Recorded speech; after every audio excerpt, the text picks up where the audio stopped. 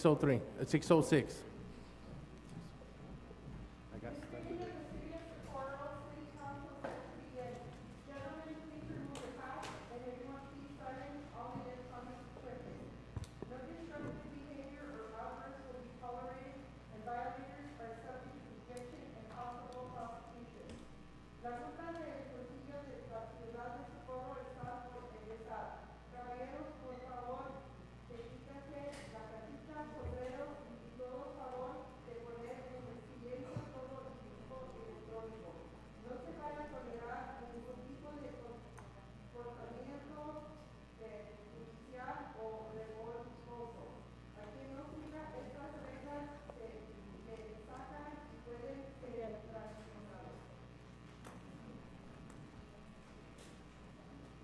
Omar, could you lead us in the Pledge of Allegiance, please?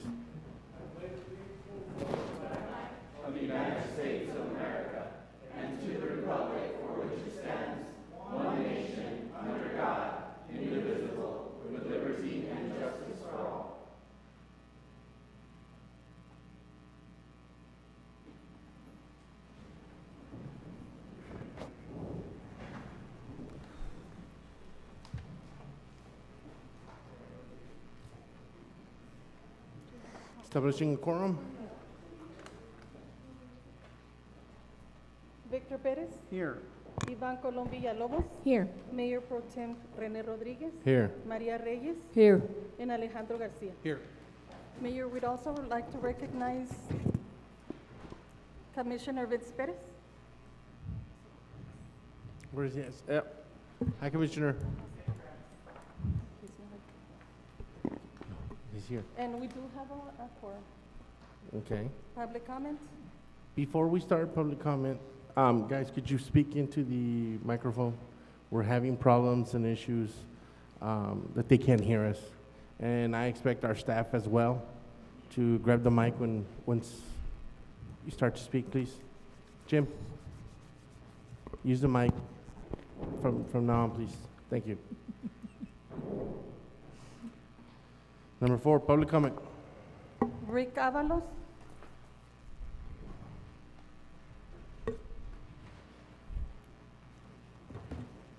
Mr. Avalos, you have 3 minutes. Thank you, ma'am. Good afternoon, Mr. Mayor, members of the council, and city administrators. Just wanted to take this opportunity to thank you for the response so far, again, for helping us in the Coker area with the floods. Everything that's been done so far, again, we're just extremely grateful for. We feel that everything that's been promised to help has come to fruition. So just kind of wanted to come out and publicly state that for everybody on the council, everybody working hard in the city, and then also in the county. Commissioner Bettis has been a great asset, and he's helped us quite a bit, and he's been out there along with everybody else. So just wanted to say thank you. And again, for taking Congressman Hurd out there. I mean, to have a congressman actually go out there meant quite a bit. And then we had an opportunity again on Sunday at his DQ to DC thing that he had. Peter Piper was able to explain to him about the east side water coming down and just let him know that these are areas that were created into flood zones. So again, members of the city council, Mr. Mayor, city administrators, and then County Commissioner Bettis, and everyone here, thank you again for the response thus far. That's all I have to say tonight. Thank you. Thank you. Miriam Cruz?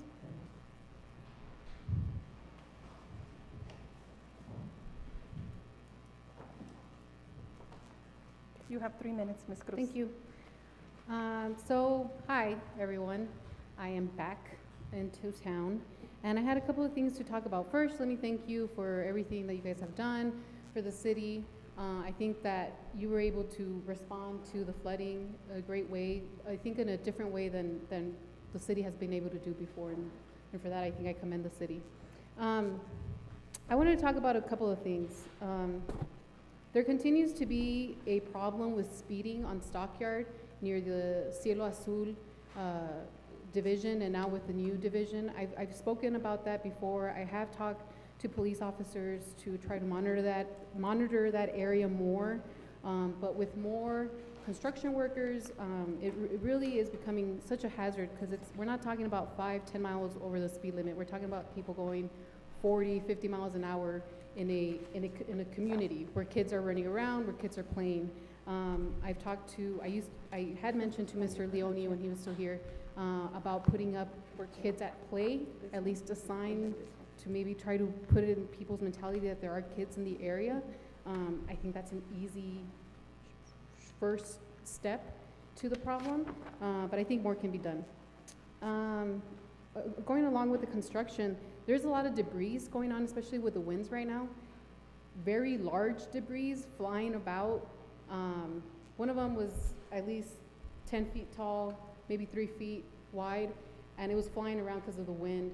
I can just imagine an older person walking around just being hit by that because the construction workers aren't doing a good job in picking up after all of that. And again, that's in the same area, District 1, I believe. And then the last thing I wanted to mention was about the notice and the calendar of events. I think the Socorro website can be improved by adding a calendar that has all of the events that are happening in Socorro. I'm very frustrated. I should commend you all for putting it on Facebook. I think that's great, and I think that's the last time I said, you know, we should be promoting on Facebook, and we have been doing that, and that's great.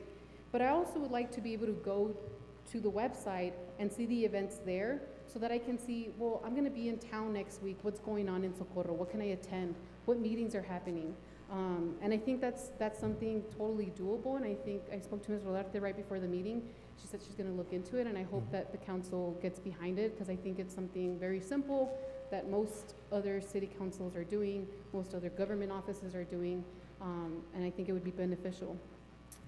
Along with that, as far as notice goes, I know that there are gonna be some election codes, charters that are gonna be implemented into the city of Socorro codes. I wanna say, why not go beyond whatever the law requires? And by that, I'm talking about, again, notice.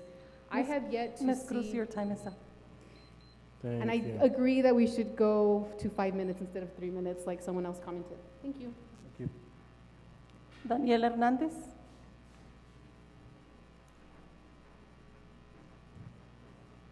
Mr. Hernandez, you have 3 minutes. Thank you.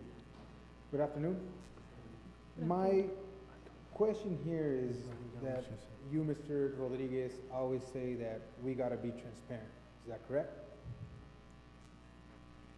Well, I've been doing some research, and it seems like with the runoff, they're asking for a runoff election, whatnot, everything's not clear. Another thing is that it seems that when I question you about the expungement on your record, you said it was expunged, but then yet I got a copy of the public records. So what do you got to say about that, Mr. Rene? It's not expunged. Does the council know about this? That you do have a record?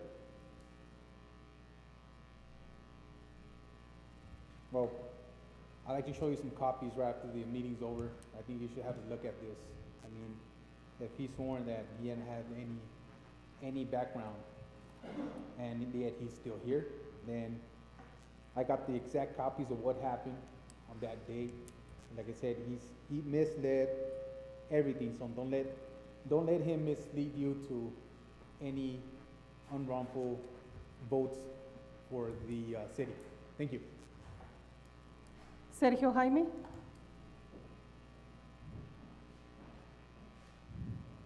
Señor Jaime, tiene 3 minutos. Buenas tardes. Pues el propósito de mi visita aquí es más para aclararle al señor René Rodríguez que ya basta de todas esas adecuaciones que nos está provocando.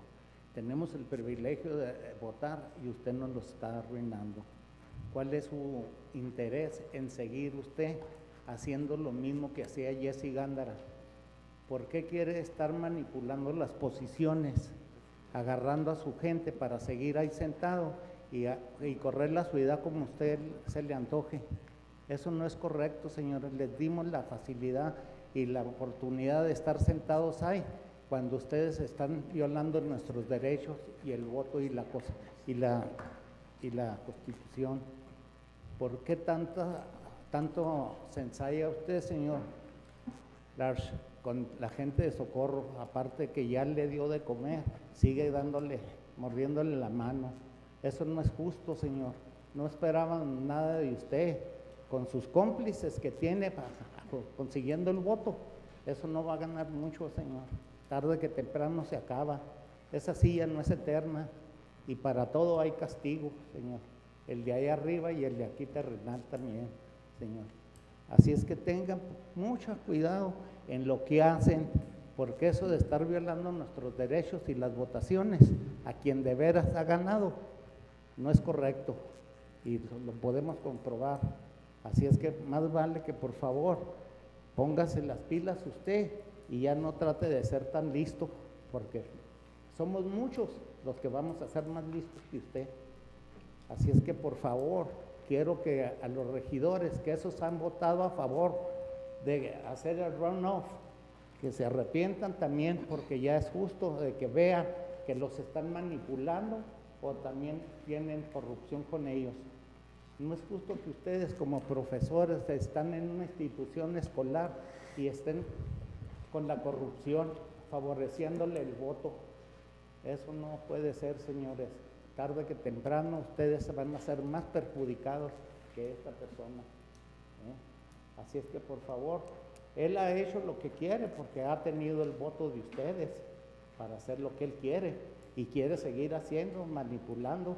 La ciudadanía no somos títeres de usted, señor René.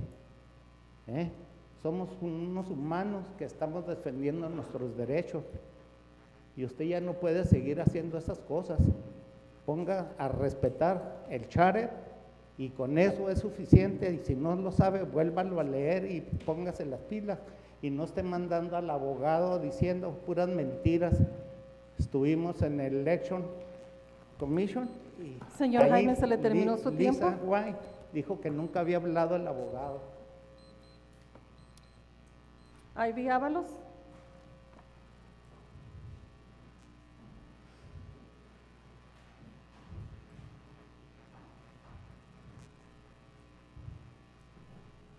Ms. Ábalos, you have 3 minutes. Good afternoon. My name is Ivy Avalos. I'm here today to defend my constitutional right, my right to vote. This might not be a criminal offense to you, having this runoff, having you maybe talk to one lawyer about this, but to me it's a violation of my right and the rights of the citizens of Socorro. You're basing this off of one case. Have you done your research? Probably not. I don't think so, because I met with the district attorney and he's talking to me about it, and I think he's guiding me wisely. I should be the mayor of Socorro at this moment. Unfortunately, as you called for a runoff, the mayor, by what the charter states, is the greatest number of votes shall be elected. You should honor this charter. This is your charter. This is our charter. If you're going to go by this, then some of you might not even be here. Some of you might be sitting up there illegally. One person, I think, Mr. Mayor Pro Temp, is you. I don't believe you received 50+1% of the votes. Thank you. Lorenza Fraire.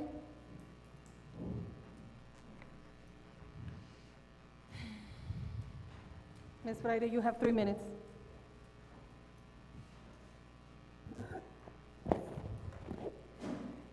This evening, I'd like to let you all know that there are several things in question. Number one, the opinion of an attorney versus the opinion of a judge. Another one versus the opinion of the Attorney General. If we choose to go to court, hey, that's an opinion of a judge. Is that what you all want? I'm asking the question. Basically, the way your attorney addressed the issue, the city may help avoid future confusion by amending election by plurality section of the charter to make clear that this is required. How more clear do you want it?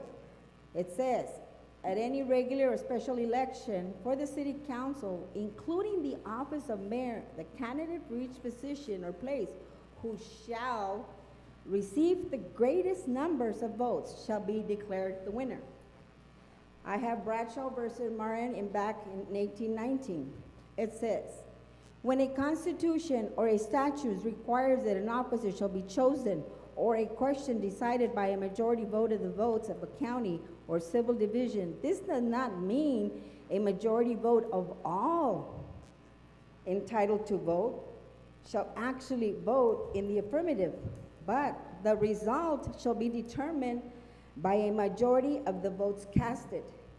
So in reality, if we go before a court, I believe that he would find that our charter does meet what it says here. I want you to understand one thing. Texas Supreme Court back in May 2016 says, home rule municipalities derive their power from the Texas Constitution and possess the full power of self-government and look to the legislation not for grants of power, but only for limitations of their powers.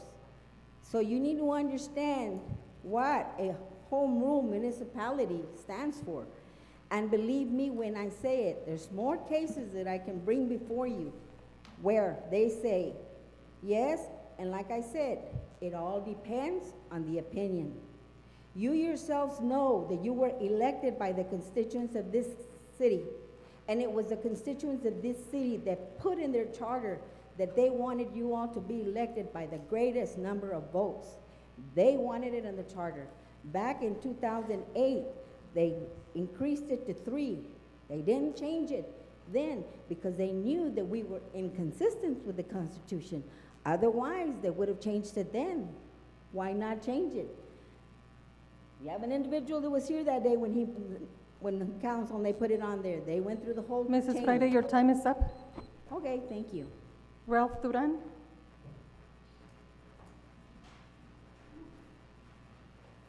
Mr. Duran, you have 3 minutes. Thank you. The city has known since May 15th that there was going to be a runoff election. I have an email right here from our attorney stating that there will be a runoff, and it was dated on May 15th. So we've known about this for a long time. When we talk about voting for a runoff, it was not voting for a runoff, it was voting for when the runoff would be. And in regard to 2 items that are on the agenda, we operate our meetings through Robert's Rules of Order. And in item number 37, it says, votes cannot be rescinded after something has been done as a result of that vote, and the assembly cannot undo. We've already advertised the election. It's been voted on. It's been set up. So we can't undo we cannot just say there's not going to be a runoff. And also further, it can be made, this is to reconsider, or in other words, to rescind the runoff election. It can be made only on the day of the vote to be reconsidered was taken, and not the next succeeding day or legal holiday or a recess not being counted as a day. It must be made by one who voted with the prevailing side.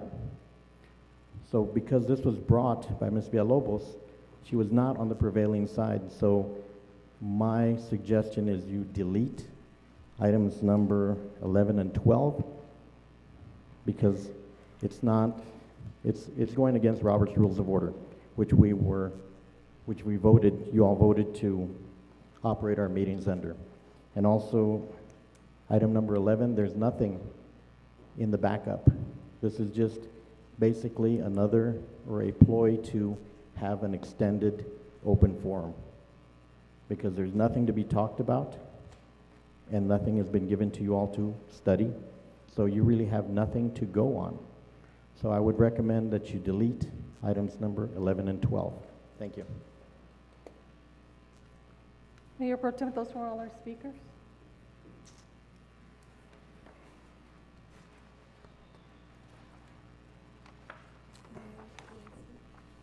Right. Yes, you're gonna move forward? I'm sorry. Are you gonna come forward? Yes, yes, you. Oh, yeah, you can speak. You can speak. Thank you. I couldn't hear him. I just came from Austin and, No. We're gonna do this. You wanna move your item up? Move your item up I can't speak in No. public. until we. Okay. Then move forward. Okay, number 7, discussion and action regarding the interim rate adjustment filed by the Texas Gas Service Company, a division of One Gas Inc. on March 15, 2017, and to approve the resolution regarding it. Can I? And 6. Oh, And I 6. just jumped. I can't hear you. I can't hear you. Can't hear you. Can you speak on the mic? Mayor Pro Temp, you missed consent agenda item 5 and item 6. Motion to delete. Motion is made. Can I have a second? Second. Victor Pérez, Aye. Iván Colón Villalobos, Yes. María Reyes, Yes. and Alejandro Garcia. Number 7, discussion and action regarding the interim rate adjustment filed by the Texas Gas Company, a division of One Gas Inc. Item number 6, Mayor Pro Tem. Oh, number 6, my God. That's right. I am not here today. Number 6, introduction and first reading, calling a public hearing of ordinance 416, consideration of an ordinance of the City of Socorro, Texas, on Tuesday, the 7th day of November 2017, for the purpose of an election for approval or rejection of 5 amendments to the city charter of the City of Socorro, Texas, designating location of the pollings, ordering notice of election to be given as prescribed by law, providing for the publication and posting of said notice, provided for early voting dates and times, making provisions for the conduct of the election and resolving other matters incident of holding of such election, provided a statement of fiscal impact, providing compliance with the Texas Open Meetings Act, providing for a repealing clause, providing a severability clause, and providing a statement of physical impact, providing compliance with the Texas Open Meetings Act, provided for a repealing clause, providing a severability clause, and providing for an effective date. Could I have a motion? I know it's a first cousin reading. Any motion? I need a motion. We need a motion? Yes, right. I thought it was just a hearing, for public hearing, Oh, it's a public reading hearing. and calling. Public hearing. We need a motion. We need a motion. Motion to call for the first reading and the public hearing, ordinance 416. Introduction, first reading, and calling for a public hearing. Can I have a second? Second. Motion's made. Victor Pérez, Aye. Iván. Before council votes, Mr. Mayor, Pro Tem, Go ahead. Can I speak? Yeah. I wanted Mayor and Council to know, a few weeks ago, you asked us to prepare some proposed charter amendments, and the council voted on the issues and the items that we were instructed to prepare. I just wanted to apprise you. We had to cancel a meeting, so you haven't seen this language before. This is the first time. My intent was to bring it back for further massaging, show you the language. We're up against the deadline now in part because of the canceled meeting, so we just went ahead and put it into ordinance form because the deadlines are gonna be triggered. My only point is, this is the first time we've seen the language. We did our best to make sure it complied with the council's instructions in terms of what you wanted in it. If you are not happy with the language, if I missed the intent, if you wanted it to be more to one side or the other, now's the time to tell us so that we can change it. That's fine. Ms. Reyes? Okay, on this introduction, on the backup, I understand that one of the resolutions that you wanted is going to the majority vote, 50+1? That you want to add to this election, is that correct? I'm having trouble hearing you now. Okay. On this publication, the introduction, okay, one of the proposed or proposals that you have here is for changing from a plurality to a major 50+1 vote, is that correct? Yes. From plurality to majority, yeah, to comply with the state constitution, yes. Okay. Any more? Does, Mr. Martinez, does the the Texas state constitution, doesn't it state you have to have at least 200 residents or constituents? 200? 200 to have 50 plus one or more? I think, I'm not sure what you're asking me. Are you asking me Yes. to be She's talking to be about governed by the majority vote requirement, you have to have more than 200 residents? Right. Does it state that, the Texas Constitution? No. I don't believe, honestly, I don't know. I don't believe so. I'm not familiar. 200? Do you mean 200 or 200,000? I apologize, yes, 200,000. I'm pretty sure we have more than apologize. 200 residents. But that's the immediate runoff at the voting site for any city over 200,000 population. You're right. Okay. And we're not asking for an immediate runoff. That immediate runoff takes place at the polling place. Okay, thank you. Thank you. Victor Pérez, Aye. Iván Colón Villalobos, No. María Reyes, No. Alejandro Garcia, Aye. Mayor Pro Tem, Aye.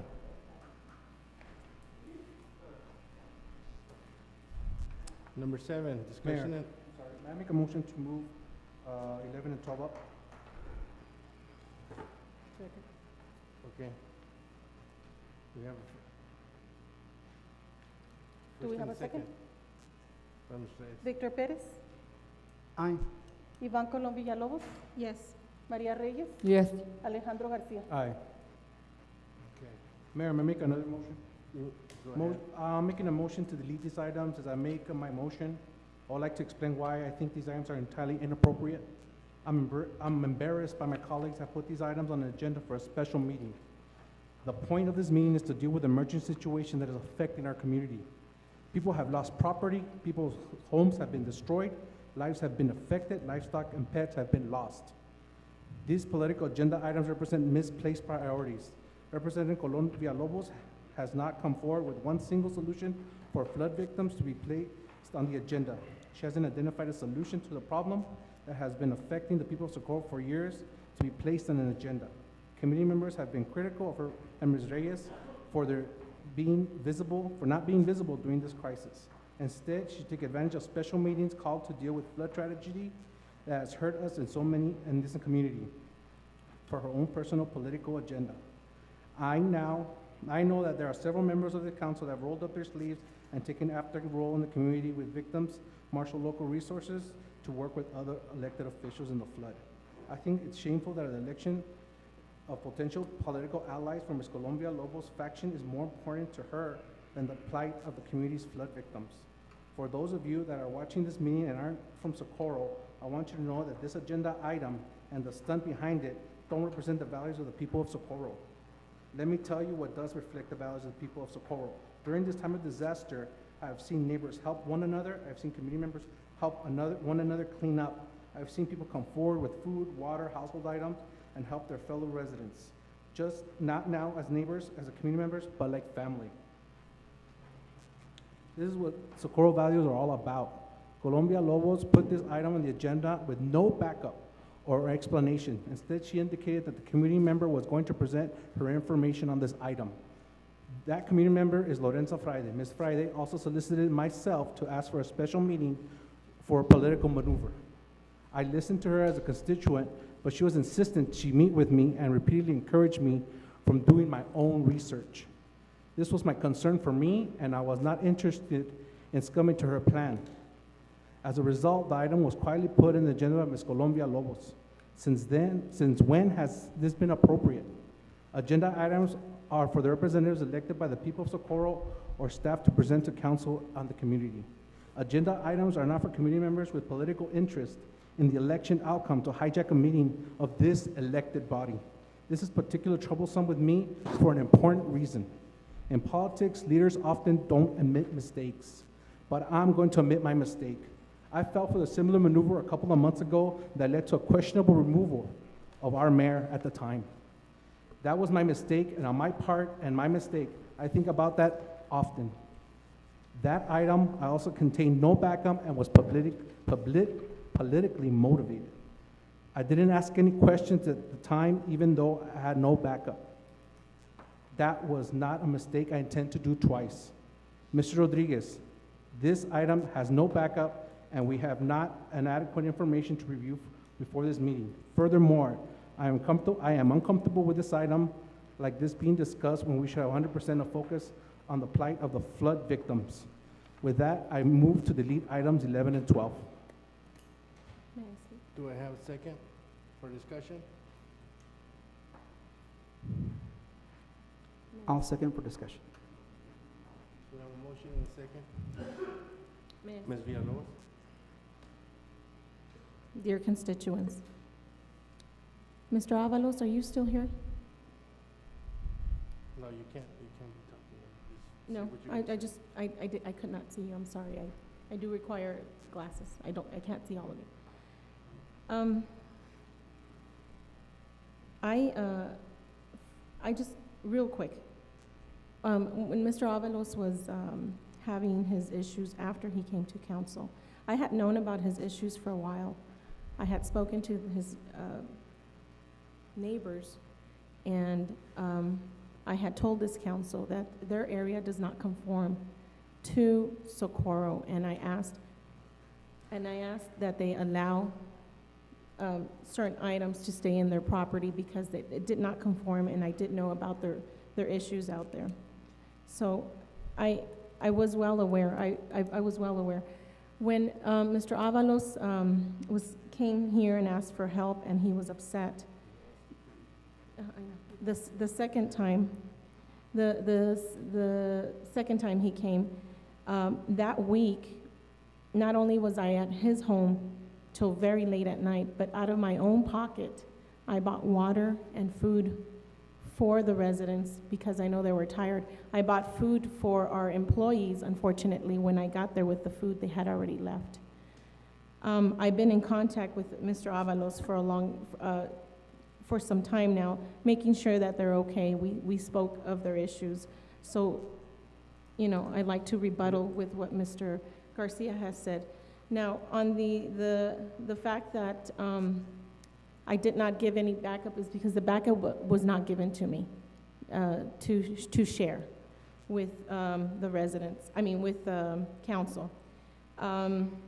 But I believe that they have valid points because they did meet with the district attorney, so we should listen to what the district attorney told them to tell you guys. And I did put a summary. It wasn't all in, as Mr. Garcia mentions, I did put a summary of what we were going to speak. The other thing, one of the Socorro Council Code of Ethics that we should abide by, number 4, says, I shall give every member of the City Council a fair opportunity to express his or her opinion and shall listen with an open mind prior to making a decision, something that we have all failed up here. And I hope that we revisit our Code of Ethics. Thank you. Ms. Reyes? For Mr. Garcia to say that we weren't there to help the constituents that needed the most, especially Mr. Avalos, that his sister takes in animals for her care. We were there to the point that Ms. Villalobos even got the owners. Jim, Yes, sir. number 11 and 12. Yeah, I don't think we're properly posted to have a conversation. Oh, well, I'm answering his, his statement. Well, then, and I'm gonna address it. Some of us were there, some of us went out there, and I don't think that we should be bickering with one another. You know, if we didn't see each other there at the same time, but I know some of us were there. So with that is that I don't wanna be like the public who comes up here and starts, pointing fingers at each one of us.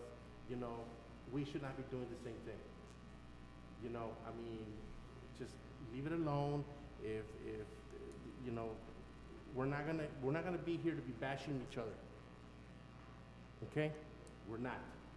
We should be better than this. We're not back in high school. And we should just move forward with the items. Enough said. Call for the question. Mayor, and Point of we order. do have some speakers. Daniel Hernandez? No.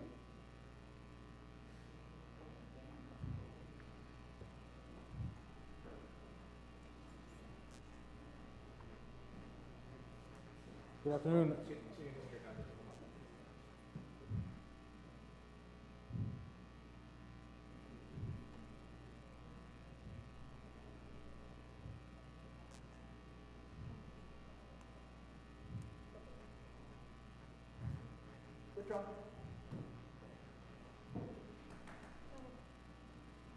Sorry, Mr. Hernandez, go ahead.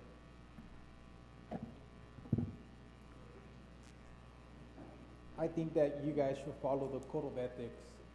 The city charter is there for a reason. And I think if you guys have lost it, go back and read it. Like you say, you guys are here for a reason. You guys are here to make the good decisions. So just, all I say is follow the ethics and the charter. Thank you. Thank you. Sergio Jaime?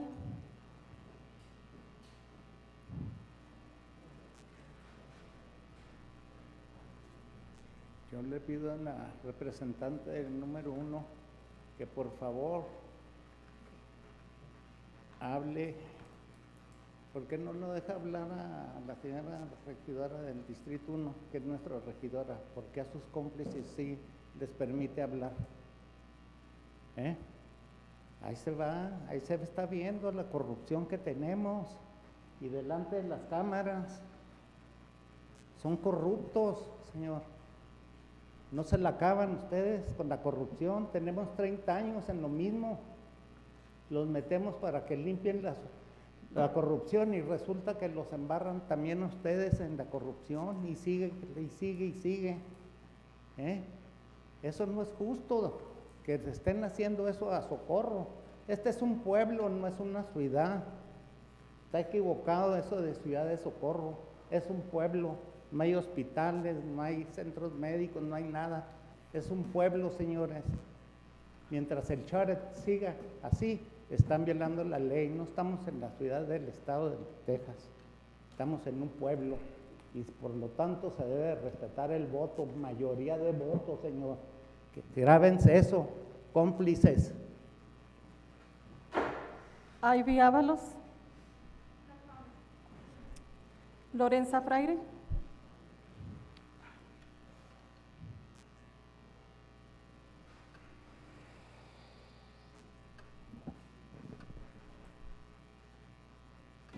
Representative of District 2, I'm sorry that you didn't win the election. It wasn't me that told you to resign. It was the Congressman, the guy in the Mayor Pro Tem. You yourself told me, don't blame me. I'm here because you were elected to enforce the provisions of this charter. And believe me, I'm not just talking about me. The people that called me to call you, maybe 10 people, maybe 20, but let me tell you, they're gonna show you. But you know what? Don't take it out on those people that Rene Rodriguez asked you to resign because I asked you, and you said that he was gonna help you, and he didn't. Well, you know what? You're wrong. That's called corruption. He's setting up his court the way he wants to. Yes, he does. And let me tell you, Mr. Perez has shown that when he was on the Charter Commission. He was with the Carrasco administration. Corruption has existed in Socorro for years, and I got proof on that too. But you might tell you one thing, I go by the law. Charter says you need to enforce the charter. And believe me when I say this, I am not alone, okay? You didn't win the election, well, that's not my fault. And you know what, you're showing the corruption today because you don't let the two ladies speak, which I feel is discrimination. Mrs. Fraire, your time is up. Only the men can talk? No. Ralph Duran?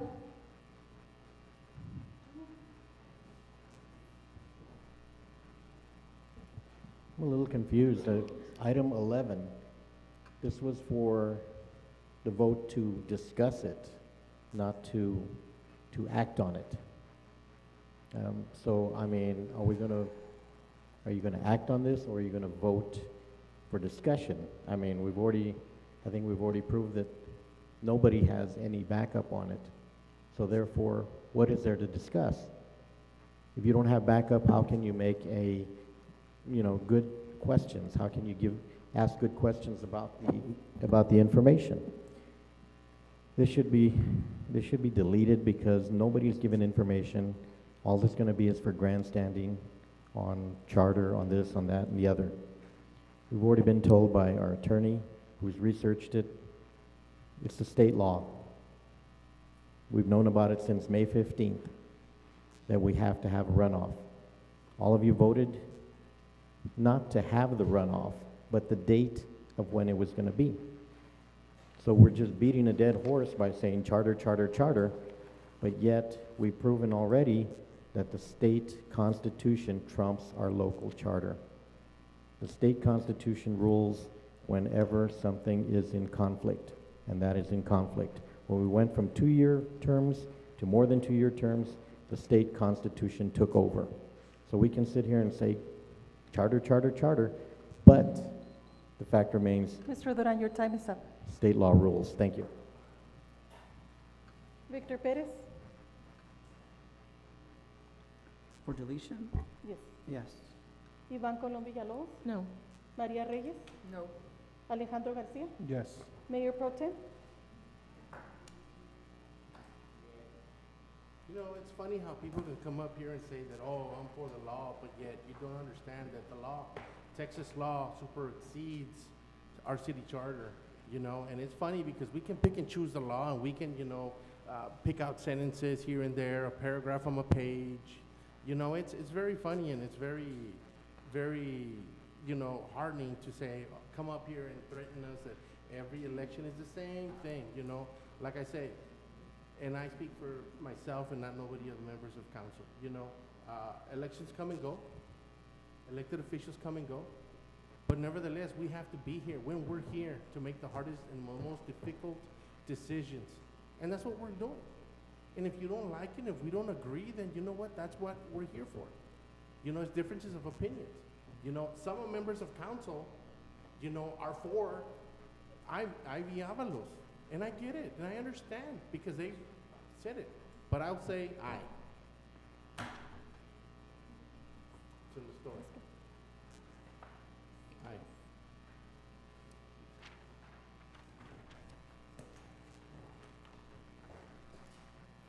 Now for what we're really here.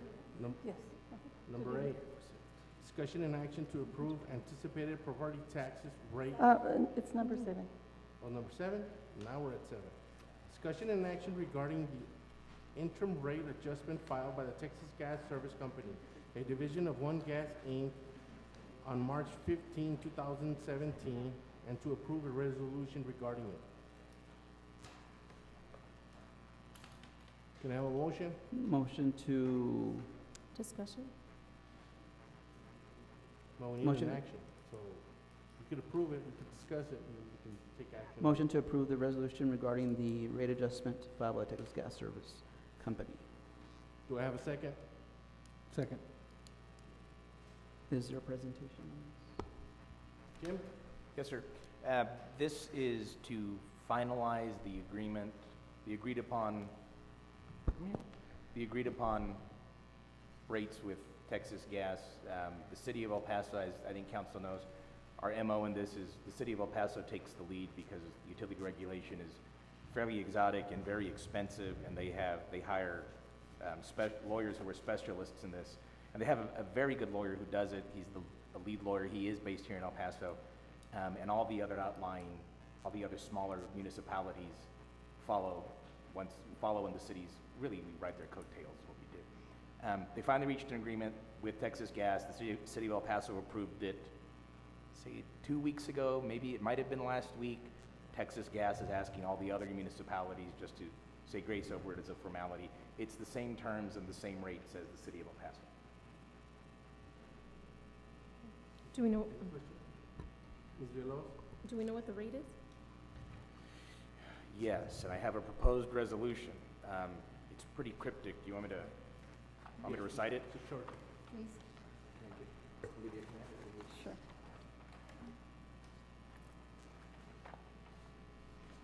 Yes, it's what they call the customer charge per month by class. For residential, $1.15, for commercial, $3.55, for industrial, $89.14, for a public authority, $13.98, and for water pumping, $49.72.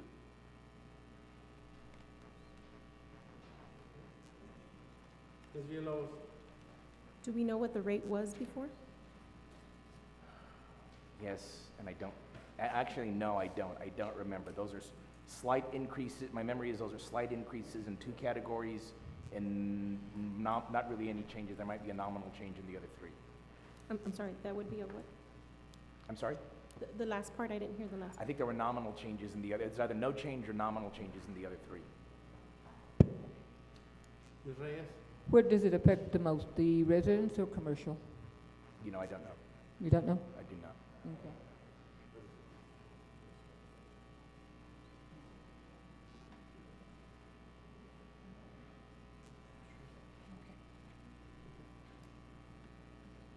Ms. Villalobos? Mr. Martinez, because it affects the residents, shouldn't we know what it was and it is? Shouldn't we tell them what it was and it is now that they're here? You have that right, certainly. Do you know what it was? I do not. Okay. This is something that needs to be decided today? No, Texas Gas has asked for us to do it promptly. I didn't get we emailed them a couple times. I didn't get the impression they were hot and bothered and would simply balk if we didn't do it today. But it is time sensitive. Their typical procedure is they negotiate, and frankly, they threaten and huff and puff and whatnot with the city of El Paso's lawyers. And the city of El Paso does that, and sometimes it falls apart and ends up in a rate case. This one didn't. They had a resolution that was all agreed upon. Their costs were legit. In the view of the city of El Paso's lawyers and experts. And so typically what they look for is immediately after that they're looking for formal approval by all the other cities. Because even though they were largely ignoring us during the process, which I think we've discussed in the past, is intentional because none of the other cities want to pay for their lawyers to get deeply involved in it because it's too expensive. They look for those to fall in line pretty quickly. My concern is, and they haven't told me this would happen, my concern is if we don't, that they might not, it's a very informal process that they follow with the other 7 outlying municipalities. I would be a little concerned that they would kind of say, well, you know, you guys weren't exactly prompt when you followed in the city of El Paso's footsteps, like this understanding that we've had for years has been. And if you're not going to do that, then maybe we do need to carve you out and negotiate with you separately, which frankly I wouldn't want to do. I know I've noticed an increase in my gas bill. Have they already implemented it, waiting on approval? I don't know I don't think so. I don't know the specific implementation date. We suspended it for 45 days. Mm-hmm. The suspension, my memory is it expired, I believe it was May, June, but first week in July. Might have been the last couple of days of June, because it was a 45-day extension. It was the first week in July, now that I think about it. So we're only, 3 or 4 weeks after that. They may have implemented it already because the city of El Paso approved. And this sounds weird, which frankly, I mean, it sounds goofy, but you want that. You don't want to get in a situation where we separate ourselves from the big train and say, well, you can't enforce those rates in our jurisdiction until you formally approve it, because then they will treat you as a separate regulating entity, and then we'll have to handle it independently, which is just phenomenally expensive. Maria, Ms. Reyes? Are they required to notify the customers via mail of the increase? Yeah, there's a number of notification requirements. In your bill is one of them, yes. Okay. And they have not started, or they're going to start? No, well, it already started. They've already sent the process started when they sent the first notice, I believe was back in February. Okay. And how many notices are they required to do? I'm sorry? No, that was we suspended that. We suspended that for 45 days. My memory, this is vague. My memory is 3. I'm not certain about that. Thank you. Okay. Well, we have a motion. Do we have any speakers? Yes, we have speakers. Daniel Hernandez. Sergio Jaime. Ivy Avalos. Lorenza Fraire. And Ralph Duran. Victor Perez. Aye. Ivan Colom Villalobos. Before I make my motion, because we don't have what the rate is and what the rate is going to be, I think it's unjust to the constituents, who I do care for very much, and I'm going to say no. Maria Reyes. Yes. And Alejandro Garcia. Aye. Number 8, discussion and action to approve the anticipated proposed tax rate for fiscal year commencing October 1st, 2017 through September 30th, 2018 for the city of Socorro, Texas. Could I have a motion?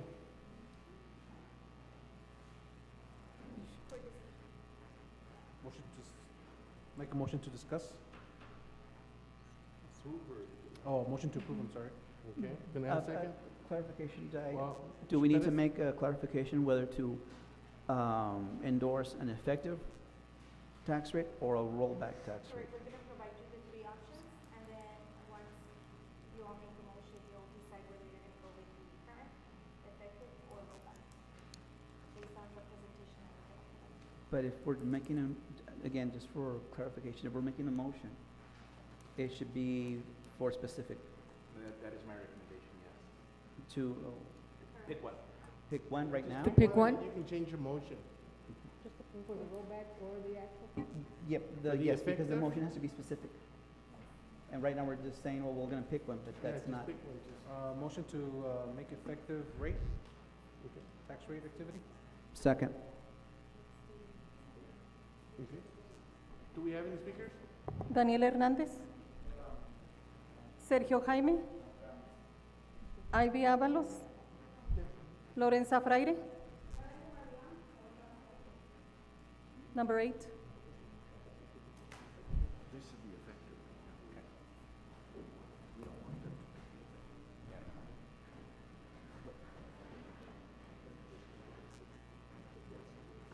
Definitely configure.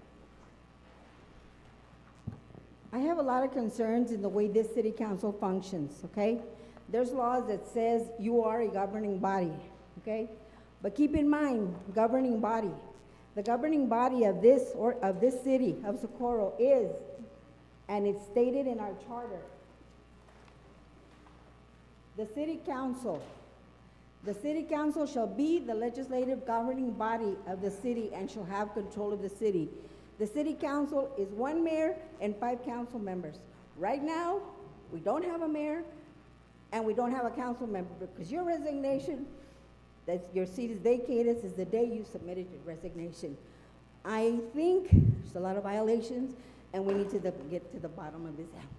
Thank you. Are we gonna make the presentation or effective rate? And what? No, because we have to stick to the item. Okay. No more speakers. Any more speakers? No, Mayor Pro Tem.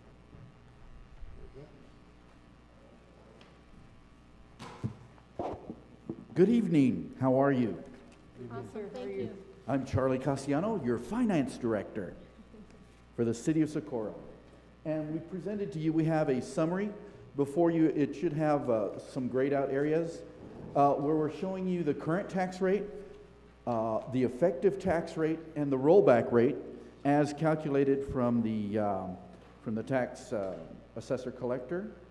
And you should have some backup documentation. If you can look, starting with an item that says 2017 tax rate calculation worksheet.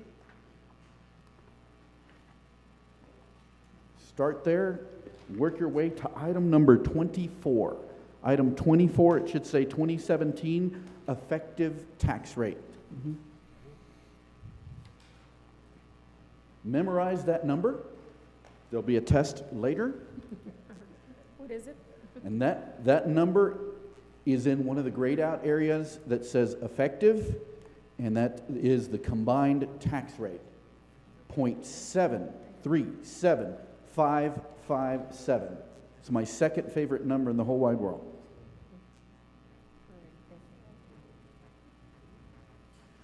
And what we're doing here is updating the information that we gave you when we discussed the budget. This is our first number that we came up with. It's the revenue from the tax base. So what we're trying to show you is the new and improved numbers. There's a little bit of difference, but not a lot. Nothing significant changed. The other number that you need to be associated with is the rollback rate, which is item number 39 of that same document.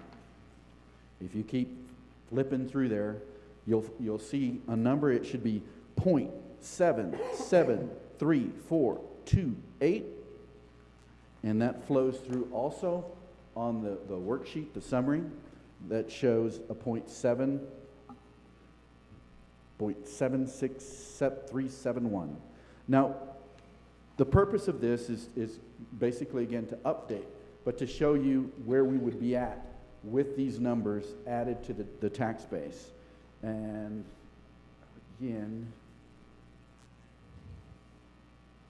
if you look at that summary, there's a number. It says change effective versus fiscal year 18. It's just it's the first column to the right of the grayed area, and it shows an increase of $60,804. Should we use the effective tax rate over the current tax rate?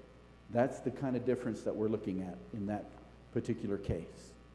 When we look at the change, if we were to use the rollback rate, and again, the rollback rate is basically like an 8% increase.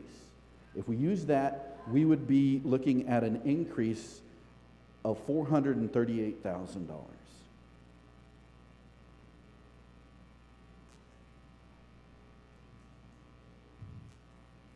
Any questions so far? Anyone?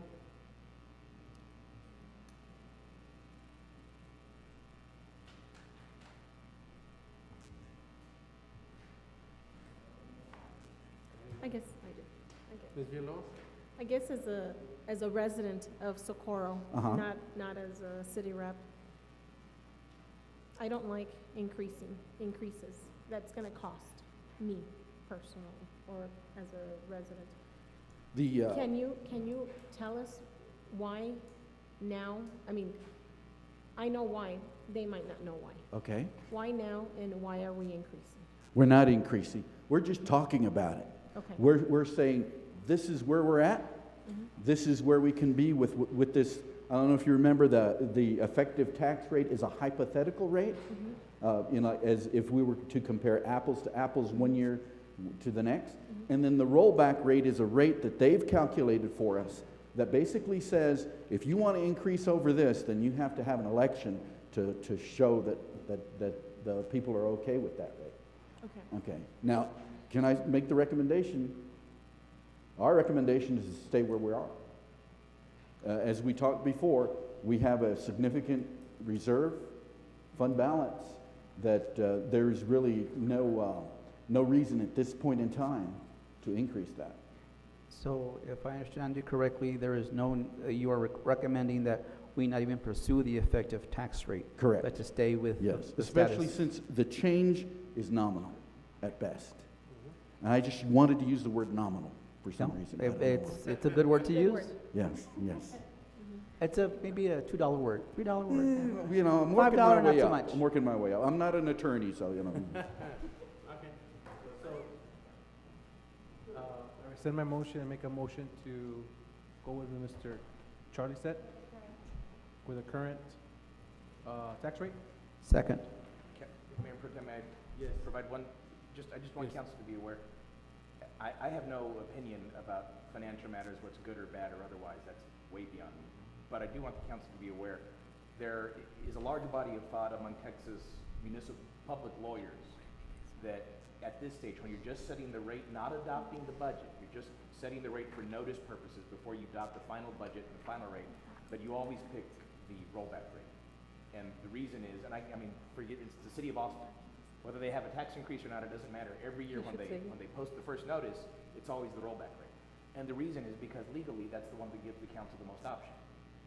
That means that when you adopt the final rate and the final budget, anywhere between where you're at now, up to the rollback rate, you can pick anything in between. The idea is if you give the public notice that it's the rollback rate, the maximum, well, anything below is okay. But you can't do it in the opposite direction.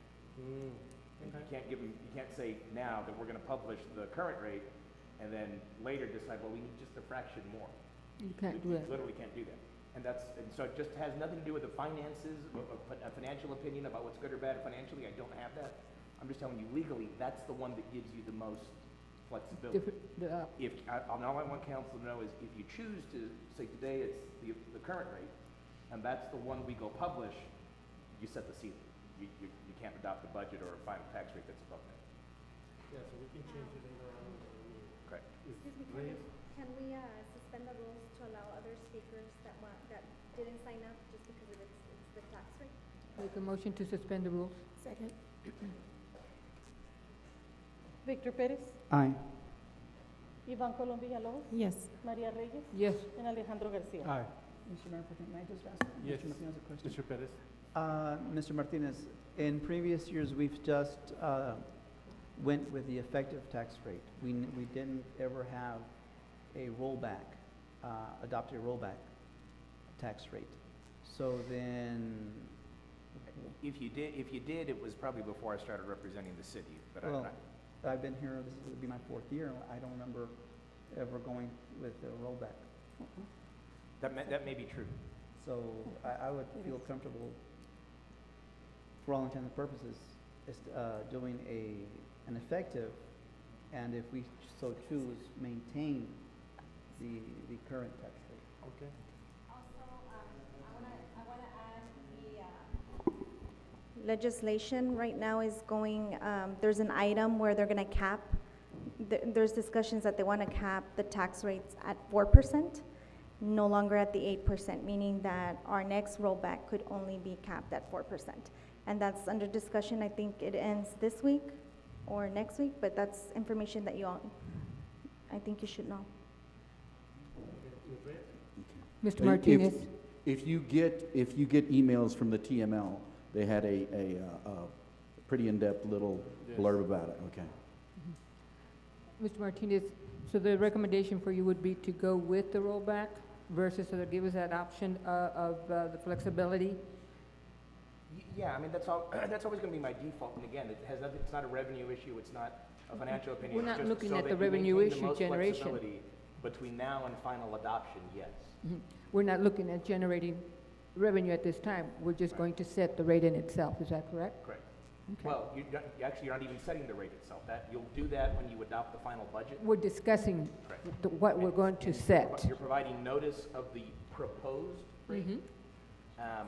and then you're setting the budget hearing. And I realize that's politically, it has the potential to be politically controversial. And if you look at the cities that have a practice of just adopting the rollback rate, they have an entire blurb that they publish with it that basically says it's a placeholder. We're just doing this so that as we go through the budget process, we'll figure out the actual rate later. Okay. Will it be published with the current rate, the effective rate, and the rollback rate and then the proposed rate will be the standard? The answer is you can do a lot more, but yes, the rate notice has the proposed rate, the current rate or last year's tax rate in the language of the notice, Right. and then the effective rate. Okay, so,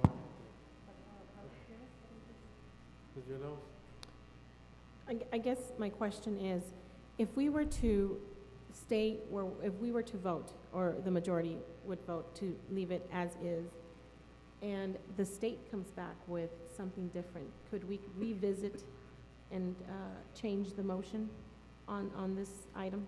But the state, meaning come back, Right, the legislation, well, Yes, no, that's for ma'am. next year, next year's tax rate. okay. So they're telling you for this year it would be 8%, which is what the law allows us to do, is the rollback up to 8% without it going to the voters. 8% increase. 8% increase. They're talking about capping it at 4%.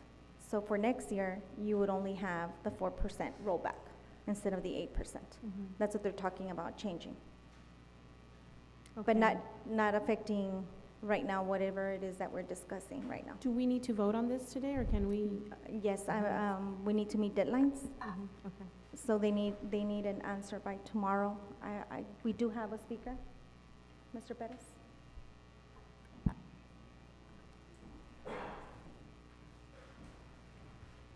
Good evening, Mayor Pro Tem and Council. If it's at all helpful to let you know, the county engages in the practice.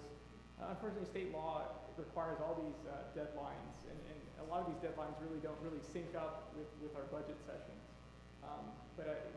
All governing entities are required to, first we're required to publish the effective tax rate and then the rollback rate. You guys may have already done that because I think the deadline for that already passed. Then just yesterday when we had our Commissioners Court meeting, we're required by law to post a proposed tax rate. And then unfortunately, whatever you propose does limit you. So that's why at the county, as a matter of practice, we go to the rollback rate because we're still going through our budget proceedings all through, you could technically go through the end of September. But if you set the tax rate at whatever you all choose, you limit yourself to that number. So if you decide to go to the effective rate, you cannot go any higher. So if you go through your budget proceedings this month or next month and decide that, or realize, hey, you may need more revenue, you don't have that ability to raise the tax rate.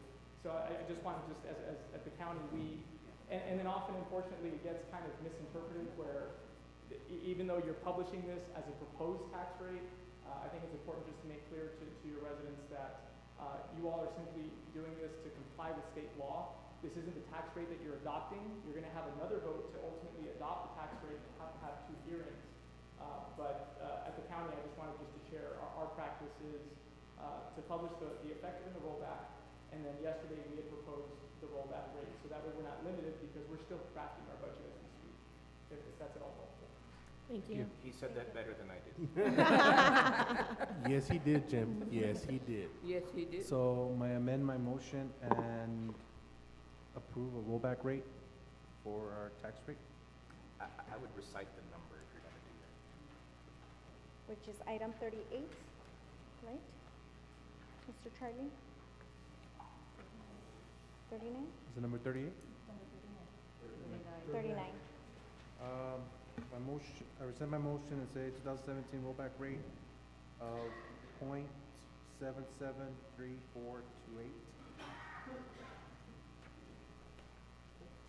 Do I have a second? Second. A second by Jose. I didn't quite hear what you said in the motion, but I just want to make clear that Can you repeat it? the motion was for a proposed rate, true? Yes, motion is, proposed rate would be the 2007 rollback rate of 0.773428. Thank you, sir. And we have a second? Victor Perez, Excuse me, aye. Ivan Colom Villalobos, I'm having a hard time with it, so I'm gonna say no. Maria Reyes, Yes. and Alejandro Garcia. Aye.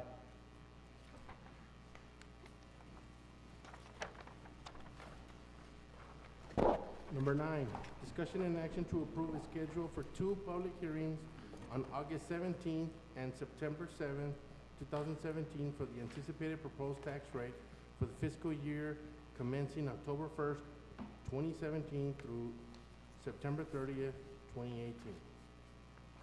Could I have a motion? Motion to approve? Can I have a second? Second. Do we have any speakers? Daniel Hernández, Sergio Jaime, Ivy Ábalos, Lorenza Fraire,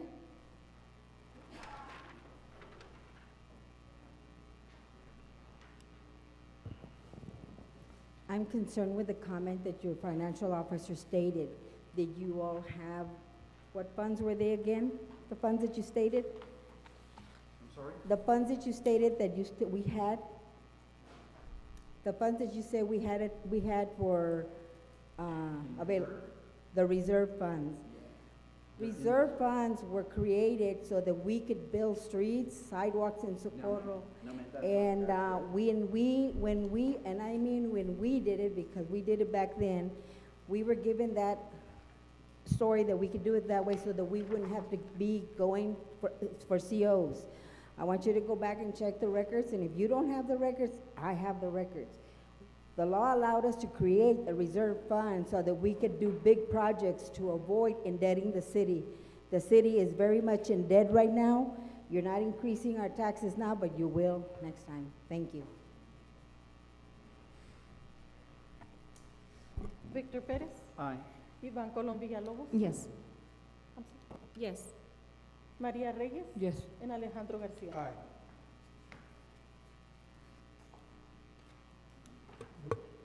Number 10, discussion and action of a possible extension to a disaster declaration issued August 1st, 2017. Motion to approve. With that motion, could we extend it until the end of monsoon season so that we can be better Absolutely. prepared? Add it to your motion? Second. Wait, What- Mr. Mayor, Mr. Mayor Pro Tem, did we skip item number 9? No, we did number 9. Yeah. That was the one you That was voted it? on. I apologize. Okay. Ms. Reyes? Can we go ahead and add, allow more than the 7 days to the extension for the monsoon season? Because we have no idea how long that's going to be. It's an indefinite at this time. Yeah, I didn't find anything, Mayor Pro Tem is correct, didn't find anything in the ordinance or state law that imposes a time limit A on it. time limit. I can tell you, I can't tell you, no, you can't, that it's impermissible. I'm a little concerned that if it got reviewed for whatever reason, and when I say reviewed by a court or some kind of tribunal, that they would say that's, you just picked the time period that's really not a ongoing emergency. It's just, it occurs to me semantically that that's a concern, but aside from that, no, there's no other express limit on it.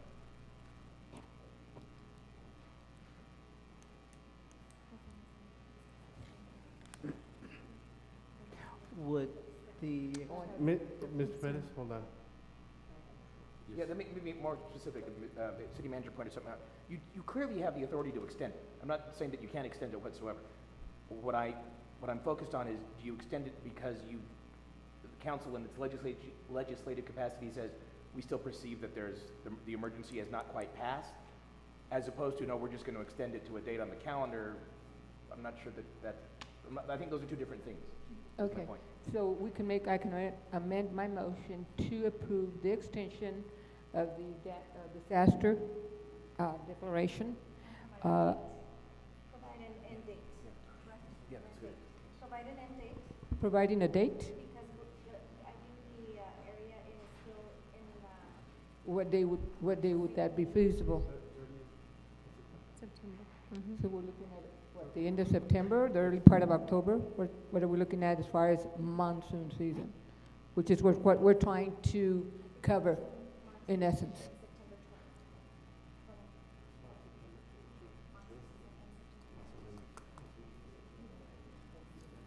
What's 10 days? Okay, so what are we looking at? End of September?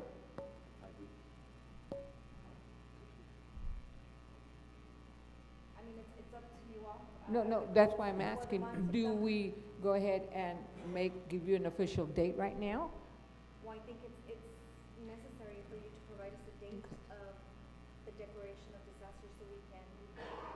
Okay, my question now would be, what is normal monsoon in order for us? Okay, if we do not cover the entire monsoon, it continues, we can always come back. There's no limit as to the number of declarations we can make. Is that correct, Mr. Martinez? If there's a disaster, we'll have to. You're asking if you could come back and declare a second one? Well, No, if an extension. Yeah, of course. That's what she's saying. Yeah, if we see that September 22nd, let's say I say September 22nd, and then we find out that we're still going to have another month, there's no limit as to how many times we can come back for extending the disaster declaration. Yeah, I don't think there is, and maybe more importantly, even if there was, you could declare it again. Okay, okay. I just didn't want to make sure, that we weren't restricted to maybe one or two No. versus what we're going to use it for inclement weather. No, ma'am, there's no express limit on the number of times, and I think the nature of disasters contemplates that like a disaster is sort of this emergent condition, and then it goes away, not that things get repaired automatically, but the danger goes away, and by definition, during the season, it may recur again. Yeah, you can come back more than once and declare disaster. Okay, so my motion would be to go ahead and accept the extension of the disaster declaration up to September 22nd. Mrs. Reyes, Mr. would you consider the Mr. Perez? 30th? Just round it off to the whole month, and then if, God forbid, hopefully nothing happens. I'm sorry? If you would consider extending it to the 30th of September instead of the 26th, and that way you have the whole month covered. How about October 1st, and that's it? We cover the whole month plus one. May I? Ms. Villalobos? Mr. Rodarte and Mr. Martinez, I hear you talking back and forth. Just for educational purposes, is there a reason why we have to have a date, number one? And number two, is it something that it costs the city to? No, it allows us to go after funding and anything having to do, so if the state declares a disaster, we can piggy off of that because we already are at a local disaster level. So it allows us to provide some type of funding and provide the constituents with different types of assistance. So it's important, the date is important. Well, it's important because you want to give a definite date of when your disaster declaration, you can always come back and extend it. But I would suggest, I mean, right now they are under, if it rains, a disaster can occur. And they would have to be evacuated. Thank you. Again. And also, you have to look at that, we got hit on Saturday, and then we got hit on a Sunday night following week. I mean, so we cannot predict the weather, unfortunately. I mean, but that's something that we have to address so that we can be prepared and we can have, you know, boots on the ground ready to go. And this is just something that, you know, to take precautions, you know, because there are a lot of children out there that, you know, that are in those areas, and we need to, you know, keep them safe. So, we have a motion. Do we have a second? Second. Second? For September 30th? Or October 1st? October 1st. Mayor, we do have a speaker. Rick Avalos.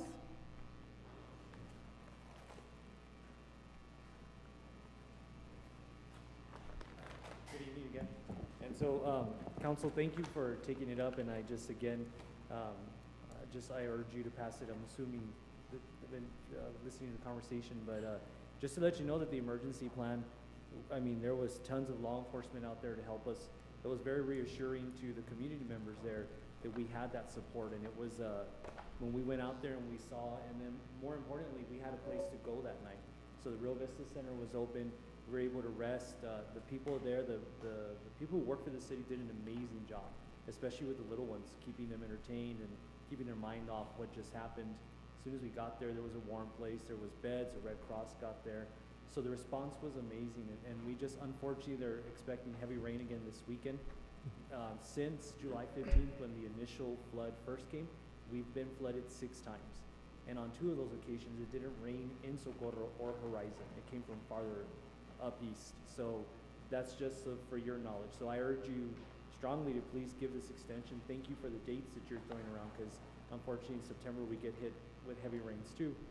And the other thing I'd like to say is that I realize that there's a lot of dissension right now in the council, and there's a feud, but every single one of you, I mean, it's true, Ms. Reyes went out and took us dog food. You know, she helped us with the pets. Ms. Villalobos was there till midnight with us. Mr. Garcia, for those of you who don't know, has been collecting clothes and schooling material for the children in the neighborhood.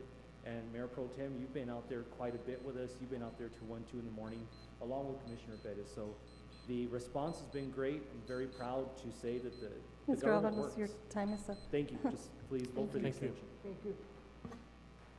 Daniel Hernández. Sergio Jaime. Ivy Avalos. Lorenza Freire.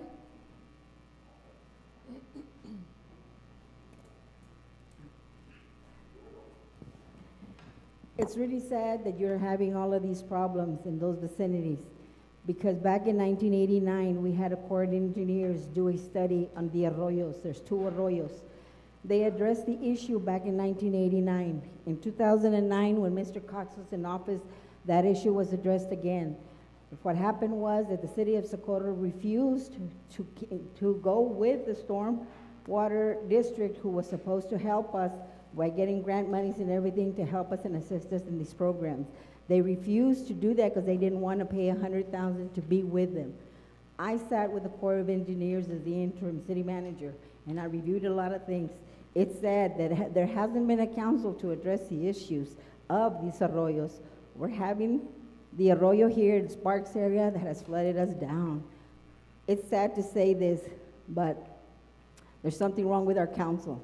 Our city council is not functioning for the best interest of the constituents. This evening, they disallowed constituents to talk. They don't allow us to talk. They don't allow us to say anything. Well, you know what? We know what's going on, and believe me, we all know what's going on. You're not allowing certain representatives that we have on the council to talk. This evening, you have shown that there's a divided council, and only the men can talk and the women can't. It's sad. But you know what? Credit is due. Yes, and we know where the credit is due. But you know what? You all Mrs. aren't Friday, doing your your time homework. is up. Thank you.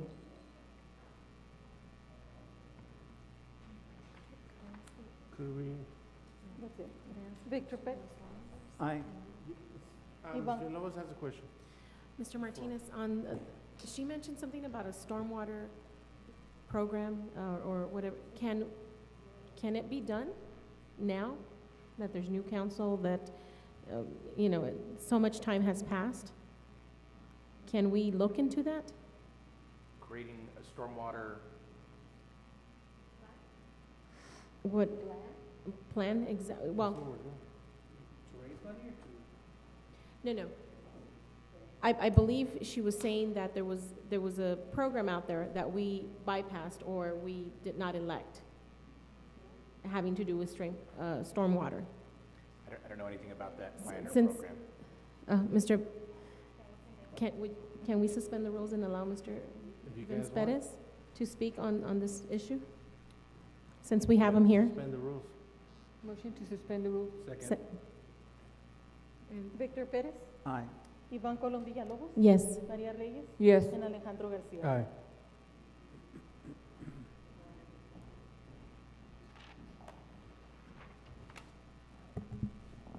Again, good evening, Mayor Pro Tem and Council. From my understanding, I'm not familiar with the stormwater district. There is the PSB that does have stormwater functions that was created after the storm of 2006, when the city of El Paso realized that they didn't have adequate stormwater infrastructure.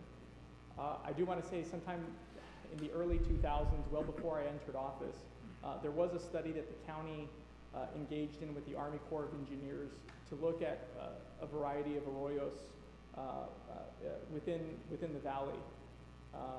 In my first year in office, I went to the Albuquerque office with the Corps of Engineers and met with them. There was a new planning process that they were going through. Last year, the Corps of Engineers came to El Paso County. They gave us an update, pretty much saying that, letting us know that the study that they had been engaged in for several years was essentially cost prohibitive. They have certain ratios that have to be met, essentially feasibility, cost feasibility, and they look at certain projects. And they said that our project, looking at a variety of retention ponds and dams throughout the valley, would be cost prohibitive, and that essentially wouldn't qualify for any federal funding. They were asking us for an additional $1.5 million in funding, but they pretty much said that $1.5 million wouldn't get us anything. So the county ultimately decided just to take the findings from that study at that point and pursue other options. We are having meetings this week and next week to look at all options to see how we can have a county-wide stormwater plan, similar to what the city of El Paso implemented in 2006. I think from the storms that we saw recently, we recognized the need that we really can't afford to go without stormwater infrastructure. It's just very different outside the city limits because we have multiple entities, right? We have multiple cities, we have multiple water districts. You have the Lower Valley Water District, you have the Horizon Mud, whereas in the city of El Paso, it's just one municipality and one water district. So we've got to figure, we're going to have meetings with the water districts first to see if there's a way that we can implement a county-wide stormwater plan, and we'll also be engaging with the municipalities as well to see how we can move forward to best address the needs facing the county. I'm happy to answer any questions if not. Yes, ma'am. When will you let the, Microphone. when are you gonna let the people know about the meetings? Were you gonna publicize them? I think we're currently in the scheduling process because we're trying to get all the water districts together. And that should be, what's that, remind me if it's taking place next week? Next Thursday, I believe. There's also there's going to be a binational border summit next week, and the president of NADBank is coming to the El Paso area. And we're going to try to speak with him to talk about the possibility of loans and other things and other options that might be available. But the trick is, how can we all come together as counties, municipalities, and water districts to implement, perhaps a stormwater fee, that is fair, across the county. But it's unfortunately, as I said many times, our situation, I think, is analogous to what the city of El Paso saw in 2006 when they realized that they needed a revenue source to make adequate stormwater infrastructure investments. And I think we find ourselves in that current situation. It's just a little bit more difficult with all the entities involved. Just to say something, I believe 2 years ago, even Mr. Cox went with us to the Corps of Engineers, and they told us the exact same thing. They didn't give us that much information because it wasn't that we're paying the project. I know that Mr. Cox stayed a little behind and was addressing some of the issues, but ultimately it was said that, it wasn't going to be feasible. One of the dams that could help us was $52 million out of $112 million. I mean, so it's one of those things that we're only budgeted for $9 million. I mean, we can't even pay the extension of that $1.5 million to continue the study that's not going to go anywhere. I mean, we've tried to talk to other municipalities. Like I said, Mr. Perez and the county were here, heard. Our congressman was also here. I mean, we're looking at different avenues, see how we can tackle this issue because we do need a stormwater. I mean, we're working, and that's an issue that Mr. Cox here was here in 2006, so I mean, he's well aware of the issues and the problems. And it's not an easy thing to fix because, like I said, if it was fixable, he could have done it. And, the budget, unfortunately, is not what we can use to, tackle these issues, so we have to look at other revenues as well. So, Yes.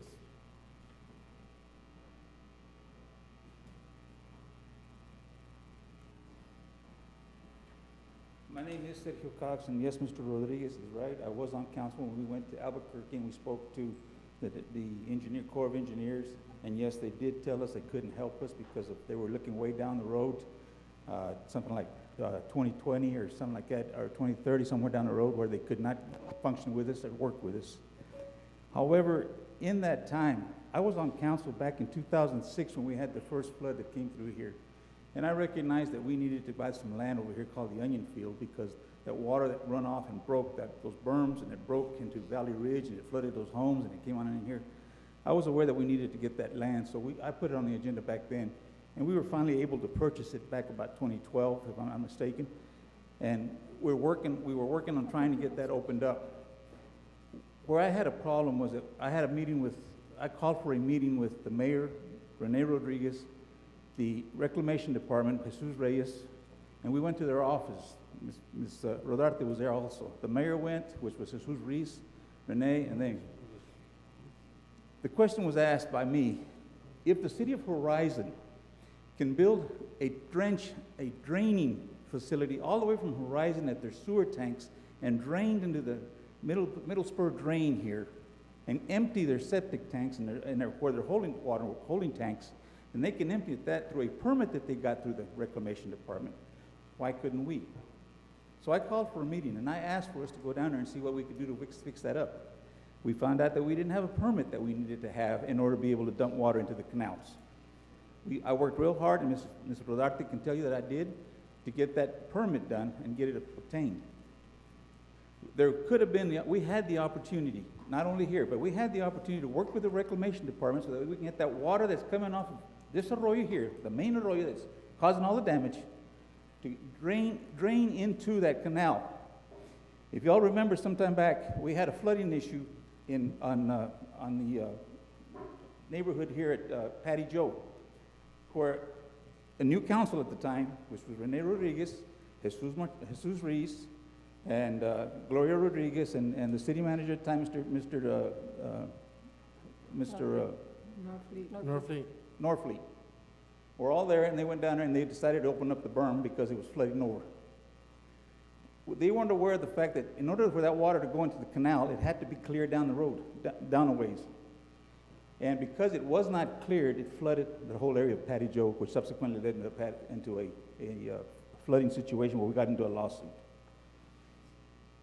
Why do I bring that up? Because in attempts to trying to get things settled, not only there, but in the Lydia drainage, and I noticed that they have Lydia drainage up there then. I noticed that I tried to get that area cleaned up because we had it flooded. I had pictures that I showed council. But I had opposition on council that would not let me do this. And we couldn't get in there, and I tried. At that meeting that these people went to that I mentioned here with Mr. Chuy Reyes, I don't know what angered Rene, and I don't know what angered Jesus Reis, but there was conflict between him and Chuy Reyes, and Chuy Reyes subsequently said, we'll help you what we can, but you got to get that permit first, and I don't want to deal with these two individuals anymore. We'll talk with you, Mr. Cox. We can talk. We have a rapport. We don't have one with him. I don't know what happened. All I know was that they did not like each other. But that option was available there for that deal. Now, let me move up a little further with it, because we still have that problem flooding in that canal that come down that arroyo. And we ended up having a development come up there, and I fought the developer to get that addition turned down over here right north on Stockyard Road, because we still had not resolved the flooding issue with the arroyo and the berms. All we have is sand holding up those berms. I'm not talking about down at the open, because we got that passed through a grant. However, once again, it flooded again, and sure enough, there were a couple of times where we had the berm almost give way on us into Valley Ridge again. Luckily, we were on it 24 hours a day. Our crew that was there working, they were able to stop it before it busted again.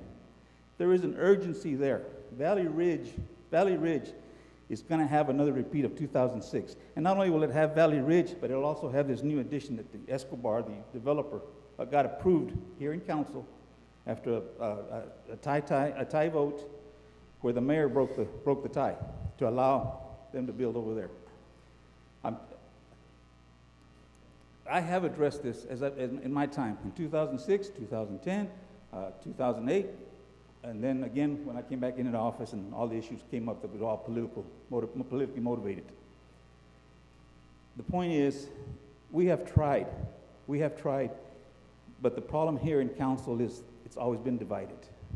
If somebody has something favorable or a good idea, somebody wants to steal that idea for their own political gain. And that's wrong. Our people are hurting out here. I went to a meeting with the Patty Joe people when they were trying to find out, threatening to sue us, and I got chastised by the two powers in office at that time, telling me that I should never have gone there and I should not have been speaking there on behalf of the city. Excuse me? I'm a representative representing the city of Socorro, and I didn't have a right to speak? I'm sorry, but you're wrong. This is the kind of issues that we've had to deal with all along. The problem is here.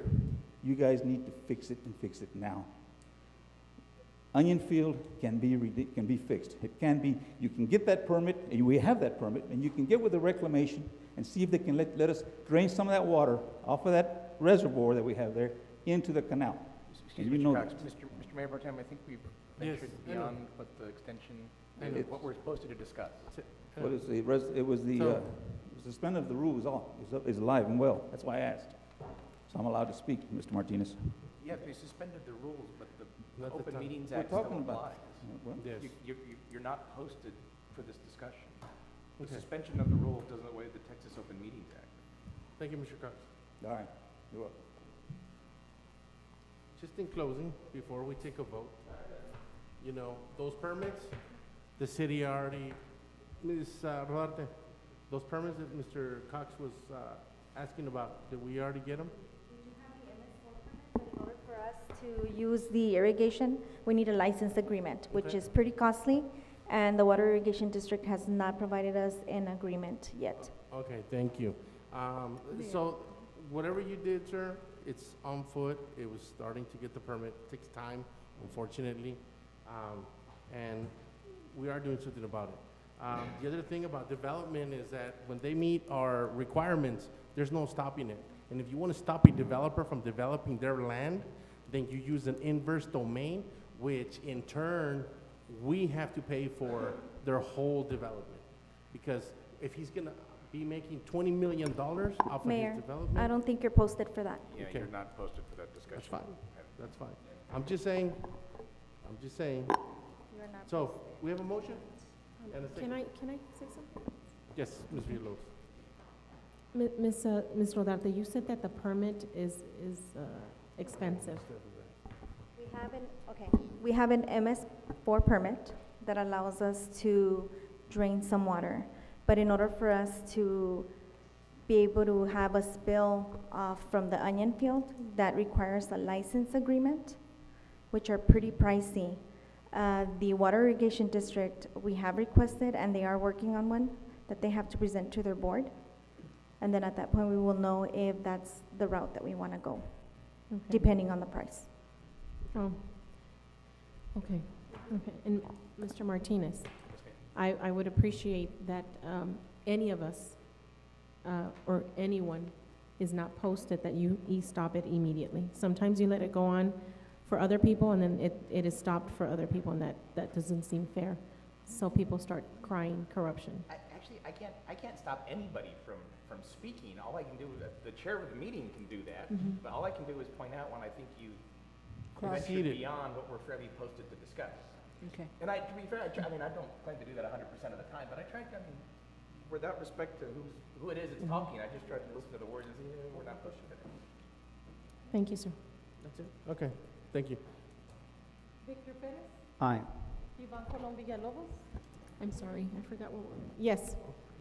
María Reyes, Yes. and Alejandro Garcia. Aye. Do we have anything for executive? No, sir. Nope, okay. Motion to, let me get that, delete items number 13, 14, 15. Second. Have a motion? Second. Victor Pérez, Aye. Iván Colón Villalobos, Yes. María Reyes, Yes. Alejandro Garcia. Aye. Motion to adjourn. Second.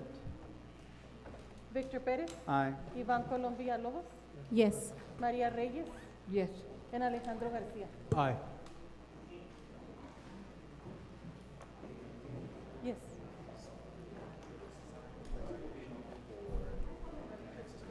Yes. You know what, let me get you to sign it, because I think it does need your signature. Yeah, it's this one. Yes. And Adriana needs it. Thank you for And then that open records, we'll request it tomorrow? Well, I will be there tomorrow. Should I send an email tomorrow? Hey, si quieres, put them over here. And this one, So that we will won't you be sign it? talking over each other. Okay? It's fine. So you want to take a photo? We're right there and now say.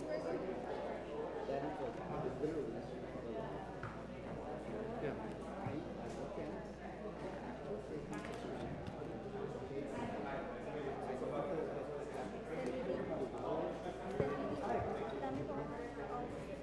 I know,